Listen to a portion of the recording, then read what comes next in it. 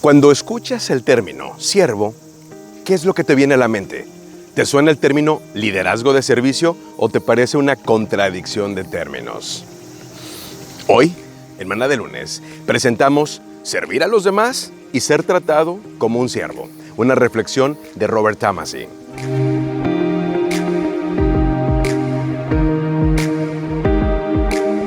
En los negocios, escuchamos términos como líderes empresariales, ejecutivos corporativos y empresarios, para referirse a personas que ocupan puestos de influencia y autoridad. Pero ¿con qué frecuencia escuchamos a las personas describirse a sí mismas como siervos, a menos de que se estén quejando?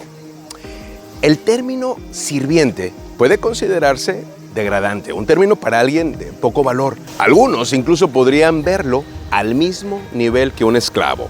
Pero en un sentido real, el liderazgo de servicio no es solo un término legítimo, sino que también tiene un enfoque de empoderamiento que puede maximizar la productividad individual y además la organizacional.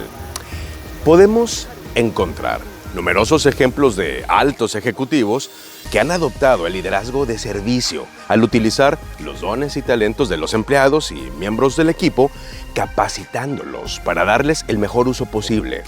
Pero requiere la voluntad de priorizar las necesidades y los intereses de los demás y darles entonces una participación en asuntos de importancia para ellos.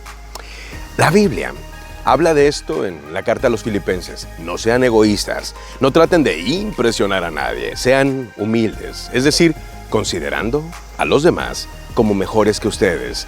No se ocupen solo de sus propios intereses, sino también preocúpense por los intereses de los demás. Filipenses 2, versículos 3 y 4.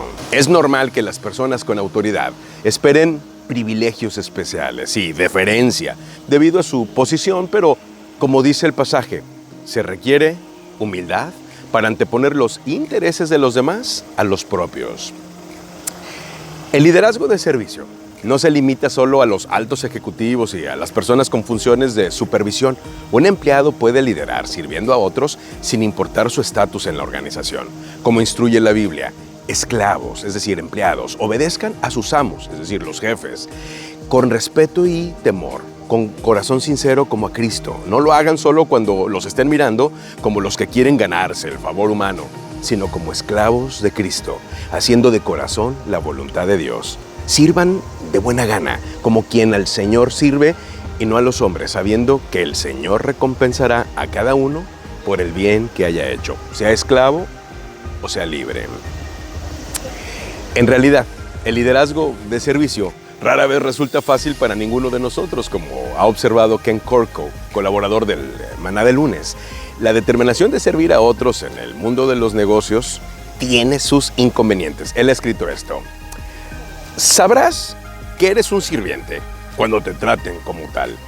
Quiero que la gente me vea como un buen siervo de Dios. Quiero que sea eso algo impresionante, mi compromiso abnegado con el Señor y con los demás, pero esa no es la verdadera marca de un sirviente. Un verdadero sirviente es aquel que trabaja en las sombras, incluso invisible, sin llamar la atención. Simplemente conociendo, anticipando y cumpliendo el deseo del amo. Esto significa servirlo a Él y a las personas que Él envía a nuestro camino. En nuestro deseo de convertirnos en siervos de Jesucristo en el mercado, debemos mirarlo a Él como el ejemplo principal. Él dijo: porque ni aun el Hijo del Hombre vino a ser servido, sino para servir y para dar su vida en rescate de muchos. Marcos 10:45. Cuando consideramos que para Jesús dar su vida significaba morir en una tosca cruz de madera para expiar los pecados de la humanidad, entendemos lo que realmente significa ser un siervo. Incluso se implica lo que a menudo describimos como hacer hasta el último sacrificio. Maná de Lunes es un servicio a la comunidad de negocios del Comité de Profesionales y Empresarios Cristianos. Contáctanos en cbmclatino.com. En España, contáctanos en 3-e.org. Y en esta ocasión, desde Seúl, Corea, en donde estamos viviendo la 12ª Convención Mundial del CMC, que se celebra cada 4 años, en donde hombres y mujeres de fe han convertido su trabajo, su mundo empresarial, en su, campo misionero. Hombres y mujeres de todo el mundo nos hemos dado cita. Si tú estás en América Latina y te gustaría formar parte del Comité de Profesionales y Empresarios Cristianos, por favor, ponte en contacto con nosotros y sumémonos y hagamos equipo. Recordemos que uno se convertirá en 1000.